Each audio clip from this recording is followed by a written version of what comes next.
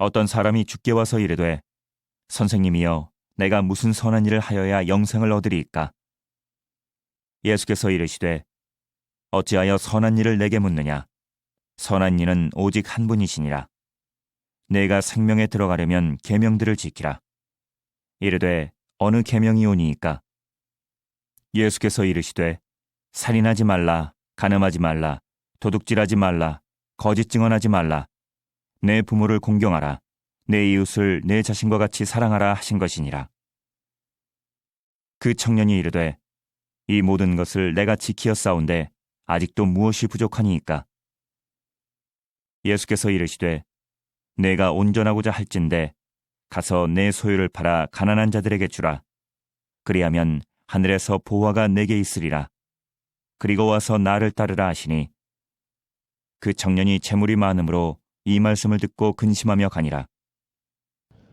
이번 올림픽에서 눈길을 끄는 종목들은 비인기 종목들이었습니다. 올림픽이라고 하는 그런 동일선상에 서 있음에도 불구하고 주목받는 경기가 있는가 하면 주목을 받지 못하는 그런 경기들이 있습니다. 그런데 이번에 주목받는 경기들은 너무나도 많은 관심과 기대가 있어서 그런 것일까요? 많은 사람들의 기대에 부응하지 못하는 아쉬운 결과들을 남긴 것이 사실입니다. 그에 반대로 누구도 기대하지 않았던 그 비인기 종목들이 선전해줌으로 말미암아 힘겨운 시간들을 보내고 있는 사람들에게 희망과 힘을 불어 넣어주는 그러한 계기가 되기도 했습니다. 그 가운데 제 눈길을 끌었던 것들 중에 하나는 바로 김연경 선수의 말이었습니다. 배구를 해가고 있는 그런 김연경 선수, 수없이 많은 그런 위기에 직면하게 됐죠. 근데 그 위기 가운데서 동료들을 격려하면서 이런 말을 했습니다. 해보자, 후회하지 말고 해보자. 끝까지 한번 해보자라는 것입니다. 후회가 남지 아니하는 그런 경기를 행하며 나아갈 수 있도록 주변에 있는 동료들에게 끊임없이 격려를 행하며 나아갔습니다. 그 말 한마디로 인해서 함께 있었던 모든 선수들이 각성이 되어서 그런 것일까요? 위기들을 잘 넘기며 나갔습니다. 그리고 동점을 만들게 되었고요. 역전을 하면서 승리를 거머쥐는 놀라운 일들까지도 벌어지게 됐다는 것입니다. 45년 만에 배구 경기 가운데 메달 획득이라고 하는 것을 기대할 수 있게 되는 그러한 놀라운 일들이 벌어지게 된 것입니다. 김연경 선수는 그렇게 이야기합니다. 앞으로 있을 그러한 경기들을 생각하면서 죽기 살기로 하겠습니다. 정말 후회가 남지 아니할 수 있는 그러한 경기들을 만들겠습니다. 그런 모습으로 다짐을 하며 나아갔습니다. 자신의 포부를 밝히며 나아갔습니다. 어떻게 보면 후회하지 말고 한번 해보자. 끝까지 한번 해보자. 이 말 한마디가 불가능한 그러한 경기들을 다 극복하며 나갈 수 있는 원동력이 되었다라고 하는 겁니다. 우리나라 배구는 세계 랭킹 14위이다라고 그렇게 이야기하죠. 14위가 세계 랭킹 2위에 함께 더불어서 경기를 행한다. 이길 수 있다. 참 불가능한 일입니다. 가능하지 않은 그런 형태의 모습입니다. 그럼에도 불구하고 끝까지 우리가 후회가 남지 아니할 수 있도록 해보자, 죽기 살기로 한번 해보자 라고 그렇게 이야기하는 그 모습을 보면서 참 감명을 받았어요. 그리고 함께 있었던 모든 동료들이 거기에 동참해 주었고 정말 후회가 남지 아니하는 그러한 일들을 행하며 나갔다라는 겁니다. 메달을 따는 것도 참 중요한 일입니다. 그러나 그거보다 더 중요한 것은 자신의 삶에 후회가 남지 아니할 수 있는 그러한 경기를 만드는 것, 그것이 더 놀라운 일들이라는 겁니다. 강팀을 만났다고 해서 먼저 포기했다고 한번 생각해 보십시오. 얻는 것이 있겠습니까? 아무것도 얻을 수 없는 것입니다. 지금까지 포기하지 않고 후회 없는 경기를 했기 때문에 그 마지막 순간에 모두가 기쁜 마음으로 다 얼싸안으면서 감격의 눈물을 흘렸던 것 아닌가요? 그렇게 하다 보면 종국의 메달이라고 하는 그런 영광들까지도 거머쥐며 나갈 수 있게 되는 것입니다. 후회 없는 경기를 하면서 패배한다 할지라도 잘 싸웠노라고 국민들이 그들을 향해서 찬사의 박수를 보내지 않겠습니까? 그러한 형태의 모습으로 돌아오게 된다는 겁니다. 또한 근대 5종 경기 가운데 김세희 선수라고 하는 그런 사람이 있습니다. 이 사람이 경기에 출전하면서 자신의 경기복 그 손목에다가 이러한 글귀를 남겼어요. 지금 이 순간은 절대 돌아오지 않는다. 이 김세희 선수도 내가 지금 경기를 치르고 있는 그런 상황 속에서 이 순간은 다시금 나한테 돌아오지 아니하는 그런 순간이니까, 절대 돌아오지 아니하니까 후회 없는 경기를 해 나가야 되겠다. 그의 자신의 그 각오를 지금 표현하고 있는 그런 모습인 것입니다. 후회를 하지 말고 한번 해보자. 죽게 살기로 한번 해보자. 지금 이 순간은 절대로 다시 돌아오지 않는다. 참 놀랍지 않나요? 너무나도 감동스러운, 너무나도 감격스러운 그런 말들의 모습입니다. 그런데 제 안에 참 안타까움이 있어요. 그 안타까움은 뭐냐? 믿음의 삶에서도 정말 후회가 없는 삶을 살아야 하는데, 이 믿음의 삶에 후회가 남지 않도록 해보자, 죽기 살기로 해보자, 지금 이 순간은 절대 다시 돌아오지 않을 것이다 라고 하는 그런 형태의 모습으로 믿음의 삶을 살아가야 되는데, 결단을 이루며 나가야 되는데, 우리의 믿음은 점점 뒤로 퇴보하고 있다는 거예요. 뒤로 물러나고 있다는 겁니다. 후회를 남기는 그런 삶을 살아가고 있다는 것입니다. 지난 한 달 동안 우리가 어떻게 믿음을 지키며 삶을 살아가야 되는가, 그 속에서 성도들이 정말 믿음을 지키면서 하나님의 은혜를 누릴 수 있는 그런 방법들이 무엇인가, 그것들을 이야기했어요.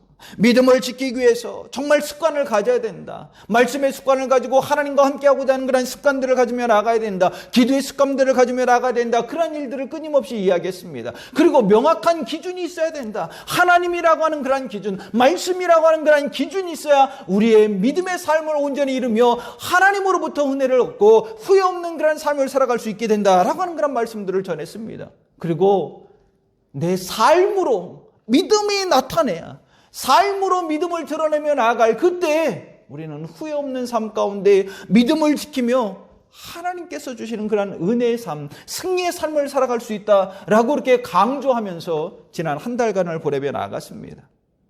여러분, 말씀은 아는 것으로만 그쳐서는 안 되는 것입니다. 말씀을 이 지식적으로만 많이 알아서 안 되는 거예요. 우리의 삶으로 드러나며 나아가는 그런 것들, 진정 내 삶 가운데 정말 후회가 남지 아니할 수 있는 그런 믿음의 삶을 살아가는 것, 그것이 중요하다라고 하는 것입니다. 우리는 이 후회 없는 그런 믿음의 삶을 살아야 됩니다. 시간이 되면 내가 마음만 먹으면 예수 그리스도를 내 구주로 영접하고 구원받을 수 있다, 여러분 그렇게 생각하십니까? 아니에요. 그렇지 않습니다. 기회가 주어졌을 때 예수 그리스도를 자신의 구주로 영접해야 되는 것입니다.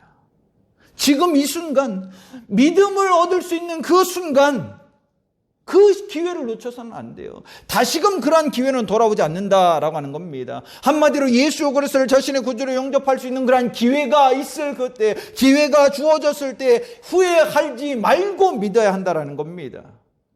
다음에 믿죠. 조금만 더 있다가요, 조금만 더 기다려주세요. 다음이 있을까요? 다음은 없어요. 다음은 없다라는 겁니다. 오늘 본문의 이야기를 한번 생각해 보십시오. 어떠한 사람이 예수님께 찾아와서 어떻게 해야 영생을 얻으며 나갈 수 있겠습니까? 라고 그렇게 묻습니다. 예수님과 많은 이야기를 하는 가운데 이 청년은 결국 영생이라고 하는 것을 포기하고 다시금 세상으로 돌아갔습니다. 영생을 얻고자 하는 그런 마음이 있어서 예수님께 찾아온 것인데, 오히려 예수님과 함께 더불어서 말을 나누면서 이야기를 하면서 그 영생을 포기하고 돌아갔다라는 겁니다. 예수님을 찾아왔다라고 하는 것은 후회가 없는 그런 믿음의 삶을 살고 영생을 얻어서 후회 없는 그런 삶을 살아가고자 하는 그런 결단이 있었기 때문에 찾아온 것입니다. 그렇다면 정말 예수님과 함께 더불어서 그 예수님을 쫓아 삶을 살아가야 되는데 그렇지 못하고 다시금 세상으로 돌아갔다라는 거예요. 후회를 남기는 일을 만들고 말았다라고 하는 겁니다. 그에게 기회가 주어졌음에도 불구하고 그 기회를 스스로 버린 거나 마찬가지인 것입니다. 그러면 이 사람이 그냥 세상으로 돌아가서 삶을 살아가다가 그가 죽음을 맞이하고 있을 그때에 후회했겠습니까? 후회하지 않았겠습니까? 후회했을 것입니다. 영생을 얻지 못했기 때문에, 영생을 얻지 못함으로 말미암아 다 후회하는 그런 인생의 삶을 살았을 것입니다. 그런데 너무나도 안타까운 것은 오늘날 이러한 성도들이 너무 많다는 것입니다. 이러한 성도들이 너무나도 많다라는 거예요. 믿음의 삶을 산다는 것은 예수 그리스도를 나의 구주로 영접하고 구원을 받아 영생을 얻어 하늘의 그 영광 가운데 삶을 살아가는 것, 그것이 믿음의 삶일 것인데, 그래서 후회하지 않기 위해서 주님을 찾아온 것인데, 지금 찾아오기는 했으나 그 기회를 스스로 저버리면서 다시 세상으로 돌아갔어요. 후회를 남기는 그런 일을 만들고 말았다라는 겁니다. 왜 이러한 현상들이 일어났을까요? 왜 이러한 현상들이 일어났을까? 그 첫 번째는 형식적이기 때문에 그렇습니다. 형식적이기 때문에 그렇다. 오늘 본문 가운데 이 청년이 주님 앞에 찾아와서 영생을 어떻게 얻습니까? 라고 이렇게 질문을 합니다. 그때 주님이 뭐라고 말씀하시죠? 그러면 계명을 지켜라. 하나님의 말씀을 지켜라. 라고 이야기해줘요. 오늘 본문 18절로 19절 말씀 가운데 그렇게 기록합니다. 이르시되 어느 계명이니오니까? 예수께서 이르시되 살인하지 말라, 간음하지 말라, 토둑질하지 말라, 거짓 증언하지 말라, 내 부모를 공경하라, 내 이웃을 내 자신같이 사랑하라 하신 것이니라. 하나님의 말씀을 지켜 행하는 것이 영생을 얻는 길이라고 가르쳐 주었습니다. 그때 이 청년이 뭐라고 대답하지요? 예수님, 제가 그 계명들을 다 지켜 행했습니다. 하나님의 말씀들을 다 지켜 행했습니다. 라고 이렇게 고백하고 있습니다. 자, 그러면 하나님의 계명을 지켰다, 말씀을 지키며 나갔다, 믿는 자입니까? 믿지 않는 자입니까? 믿는 자였다라고 하는 것입니다. 오늘날로 표현한다면 성도였다라는 것입니다. 그러면 성도였다면 당연히 구원의 확신을 가지고 영생을 소유한 자가 됐어야 하는데, 지금 뭐 하고 있죠? 오히려 예수 앞에 찾아와서 예수님, 어떻게 해야 영생을 얻으며 나갈 수 있겠습니까? 라고 그렇게 묻고 있다라는 것입니다. 참 이상한 것 아닌가요? 성도가 된 그 기본적인 형태 모습은 예수 그리스도를 자신의 구주로 영접함으로 말미암아 나의 구주 되신 그 예수 그리스도를 내가 믿으며 나갑니다. 그 십자가를 붙들고 하나님의 말씀 앞에 순종하며 삶을 살아가겠습니다. 그 안에서 내게 영생의 은혜를 주시는 그 하나님을 제가 확실히 믿습니다. 그러기에 믿음의 삶을 살아갑니다. 그러한 고백이 있기 때문에 성도가 된 거예요. 그런데 지금 뭐 하고 있어요? 오히려 주님 앞에 영생 어떻게 얻습니까? 라고 그렇게 묻고 있다라는 겁니다. 너무나도 어이없는 그런 상황들이 발생했지요. 이 말을 조금 뒤집어서 생각해 본다면 그만큼 형식적이었다라고 하는 겁니다. 전 인격적으로 하나님의 말씀 앞에 순종하면서 믿음의 삶을 살아가는 것이 아니라 그저 형식적으로 삶을 살았다라고 하는 겁니다. 오늘날로 표현하면 그런 거예요. 교회 다니다 보니까 장로가 됐어요. 권사가 됐어요. 집사가 돼서 이런 타이틀이 있기 때문에 주변에 많은 사람들이 날 보고 있잖아요. 장로를 보고 있고 권사를 보고 있고 집사를 보고 있잖아요. 직분자들을 보고 있잖아요. 그러다 보니까 그냥 보여주기 위해서 형식적으로 그냥 그런 삶만을 살았다라고 하는 겁니다. 그러다 보니까 내 안에 구원의 확신이 없는 거예요. 예수 그리스도를 자신의 구주로 영접했는가 영접하지 않았는가 그거조차도 모르면서 그냥 구원의 확신이 없어서 어떻게 해야 영생을 얻으며 나갈 수 있을까? 그 고민들을 행하며 나가고 있다는 겁니다. 이게 말이 되냐고요. 너무나도 어이없는 그런 상황들이 발생하고 있어요. 여기서 벗어나기 위해서는 우리는 형식적인 그런 믿음의 삶을 다 버려야 됩니다. 전인격적인 형태 모습으로 오직 하나님만을 바라보면서 하나님의 말씀을 정말 순종하는 그런 삶의 모습으로 살아가는 것, 그것이 후회 없는 믿음의 삶이라는 겁니다. 내 믿음의 삶 가운데 정말 후회가 남지 않게 하기 위해서는 어떻게 해야 되느냐? 하나님 앞에 집중해야 돼요. 하나님 앞에 집중하며 나가야 된다. 하나님이 내 삶의 중심이 되게끔 해야 된다라고 하는 겁니다. 그래야만 온전한 믿음의 삶을 살고 후회 없는 믿음의 삶을 통해서 하나님께서 내게 주신 그 영생을 소유함으로 마지막 때에 주님의 나라에 들어가 하나님과 함께 기뻐하며 삶을 살아갈 수 있게 되는 겁니다.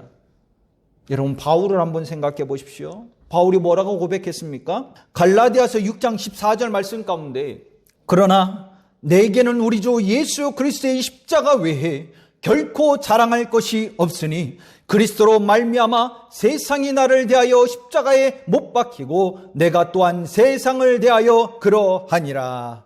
바울이 뭐라고 고백하고 있습니까? 나는 예수 그리스도의 십자가 외에 자랑할 것이 없다라고 이렇게 이야기하고 있습니다. 그러면 바울이 정말 자랑할 것이 없어서 십자가만 자랑했습니까? 아니에요. 바울 자랑하려고 했다면 자랑할 것 너무나도 많습니다. 그럼에도 불구하고 십자가 말고는 나는 자랑할 것이 없다라고 말한 것은 하나님 앞에 집중하고 있었기 때문에 그래요. 자신의 삶의 중심에 하나님이 존재하고 있었기 때문에, 하나님이 자신의 삶을 이끌고 나가고 있었기 때문에, 하나님을 믿는 믿음이 진심이었기 때문에 나는 십자가 외에는 자랑할 것이 없다라고 이렇게 이야기했던 것입니다.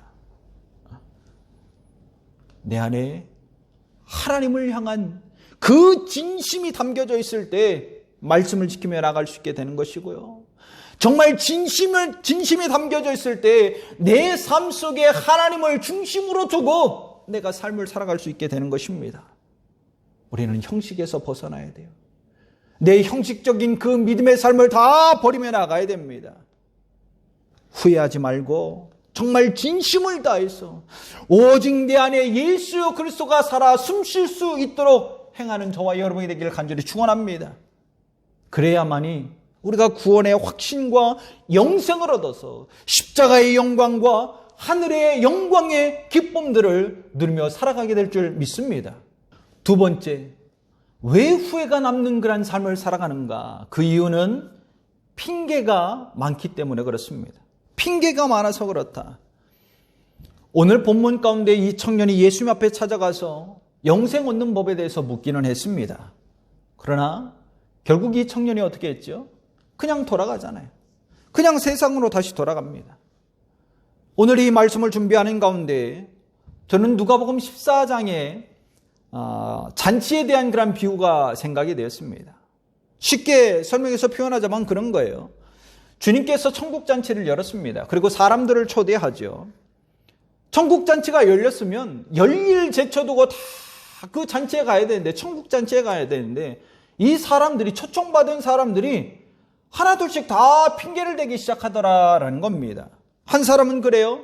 나는 밭을 샀기 때문에 그 밭에 나가야 돼서 그 천국잔치에 못 가겠다. 그렇게 이야기해요. 또 다른 사람은 나는 소를 샀기 때문에 이 소를 이렇게 움직여 봐야 된다. 그래서 그 소한테 가봐야 되니까 나 천국잔치에 못 가겠다. 그렇게 이야기하고, 마지막 한 사람은 나 장가 들었기 때문에, 결혼했기 때문에 거기 가지 못하겠다라는 거예요. 이런 핑계 저런 핑계를 다 대고 있어요. 마치 영생을 얻고자 하는 사람이 있고 구원을 받고자 하는 그런 사람이 있는데, 하나님께서 그런 성도들을 향해서 천국문을 열어주시고 여기로 들어와라, 이 천국문으로 들어와라 라고 지금 초청하고 계신데, 마음은 있다라고 고백하면서 정말 영생 얻고 싶습니다, 구원받고 싶습니다 라고 이야기하면서 정작 하나님께서 천국문을 열고 초청했는데 아무도 가지 않는다라는 겁니다. 그 초청을 받으면서 이런 핑계 저런 핑계를 대면서 다 떠나더라는 거예요. 왜 핑계를 댔을까요? 왜 핑계를 댔을까? 하나님 앞에 집중하지 못했기 때문에 그런 것이고, 자신의 삶의 중심에 하나님이 존재하지 않고 있기 때문에 그런 것입니다. 또 자신들의 삶이 형식적이기 때문에 그래요. 형식적인 믿음의 삶을 살아가니 하나님이 천국문을 열고 나를 초청하든 안 하든 그거 무슨 상관이냐, 나는 내 할 일 하겠다, 지금 그런 형국 아닙니까? 오늘 본문에 등장하는 이 청년도 마찬가지잖아요. 정말 영생을 얻고 싶어서 예수님 앞에 찾아가서 영생을 어떻게 얻습니까? 그렇게 물은 것 아닙니까? 그럼에도 불구하고 이 청년이 그냥 떠났어요. 그냥 떠났다라는 겁니다. 어떻게 떠났을까요? 핑계를 댔겠죠. 자기 나름대로 갖고 있었던 그런 핑계가 있었을 것입니다. 그 핑계를 대고 그냥 가더라라는 겁니다. 마태복음 22장 14절 말씀 가운데 주님께서 그렇게 말씀하세요. 청함을 받은 자는 많되 택함을 받은 자는 적으니라. 뭐라고 말씀하셨다고요? 택함 택함을 입은 자는 적으니라. 후회하지 않기 위해서, 후회하지 아니하는 그런 믿음을 살기 위해서 영생을 어떻게 얻으며 나아갈 수 있겠습니까? 라고 물었는데 그 영생의 길을 가르쳐 줬음에도 불구하고 그냥 핑계대고 다른 곳으로 가더라라는 겁니다. 이게 말이 되냐고요. 여러분, 후회하는 믿음의 삶을 살기 위해서 성도가 되셨나요? 아니잖아요. 아니잖아요. 그러면 후회하지 않기 위해서 내 안에 있는 핑계들을 다 버리십시오. 내가 갖고 있는 핑계들을 다 버리십시오. 그 핑계들을 버리고 온전한 믿음의 삶을 살아가기를 간절히 축원합니다. 그리고 하나님과의 약속을 지키며 말씀을 따라 삶을 살아가며 나아갈 수 있기를 간절히 축원합니다. 그래야만이 내가 택함을 입은 자가 되어서 천국 잔치에 들어가 그 하나님의 영광 가운데 기쁨을 누리게 될 줄 믿습니다. 마지막 세 번째, 왜 후회가 남는 그런 삶을 살아가느냐? 그 이유는 손해본다고 생각하기 때문에 그래요. 손해본다. 만약 배구 경기를 하면서 내가 이렇게 열심히 뛰어서 무엇하나? 내가 이렇게까지 뛸 필요가 있나? 이렇게 뛰다가 부상당하면 어떡하지? 부상당하면 어떻게 하냐? 지금 내 연봉이 얼마이고 부상당하면 내 선수 생활을 책임져 줄 사람이 아무도 없는데 내가 이렇게까지 뛸 이유가 무엇이냐? 이렇게 뛰다가 부상당하면 나만 손해보는 거야. 나만 손해보는 거야. 그렇기 때문에 그냥 자꾸 뒤로 물러난다라고 한번 생각해 보십시오. 그런 사람이 야, 우리 한번 해보자. 후회 남지 않도록 한번 해보자. 죽기 살기로 한번 해보자. 그런 말을 할 수 있을까요? 아니요. 그렇게 못해요. 그렇게 못해요. 그냥 사람들이 보고 있으니까 형식적으로 열심히 뛰는 척은 할 수 있겠죠. 그리고 그렇게 이야기할 겁니다. 우리보다 강한 팀이어서 어쩔 수 없이 우리는 그냥 진 거야. 누군가가 죽기 살기로 뛰다가 이득을 보게 되면 좋은 거고 뭐 이득 보지 못하면 그냥 말지 뭐. 나는 손해보기 싫어. 나는 손해보기 싫어. 그런 마음들을 가지고 있었기 때문에 경기에 적극적으로 뛰지 못하는 거예요. 늘 후회가 남는 그런 삶을 살아가게 되는 것입니다. 얻고 싶은 것이 있으면 어떻게 해야 되죠? 최선을 다해야 되는 겁니다. 후회가 남지 않도록 최선을 다하며 나가야 되는 것입니다. 오늘 본문에 등장하고 있는 이 청년도 마찬가지였어요. 정말 영생을 얻고 싶어 했잖아요. 영생을 얻고 싶어 했다면, 그래서 예수님을 찾아갔다면 후회가 남지 아니할 수 있도록 최선을 다해서 끝까지 해봐야 되는데 해보지 않고 돌아가는 거예요. 돌아간 이유가 뭡니까? 오늘 본문 21절로 22절 말씀 가운데 그렇게 기록하고 있습니다.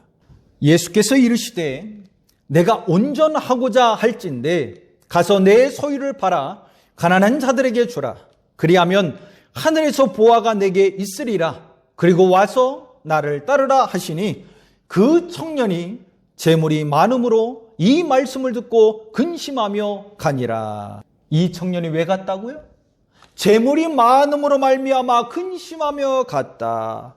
결국 상황을 보니까 나만 손해보는 것 같거든요. 나만 손해보는 것 같아요. 내 거 다 퍼주고 나면 나 뭐 먹고 삽니까? 손해보는 것 같으니까 영생이고 뭐고 그거 다 필요 없다라는 거예요. 손해보지 않기 위해서 그냥 떠났다라고 하는 겁니다. 근데 여러분 생각해 보세요. 우리의 영혼의 문제를 해결받지 못하면 결국에는 그 심판대 앞에 서서 다 후회할 수밖에 없는 것입니다. 영혼의 문제는 해결받아야 되는 거예요. 여러분, 하나님을 믿고 의지하는 삶을 살아갈 때 손해보던가요? 하나님을 믿고 의지하는 삶 가운데 손해가 있냐라고 하는 것입니다. 아니요, 손해 없어요. 하나님으로부터 더 큰 은혜를 받으면 받았지 손해보지는 않는다라고 하는 겁니다. 후회하지 말고 해보자.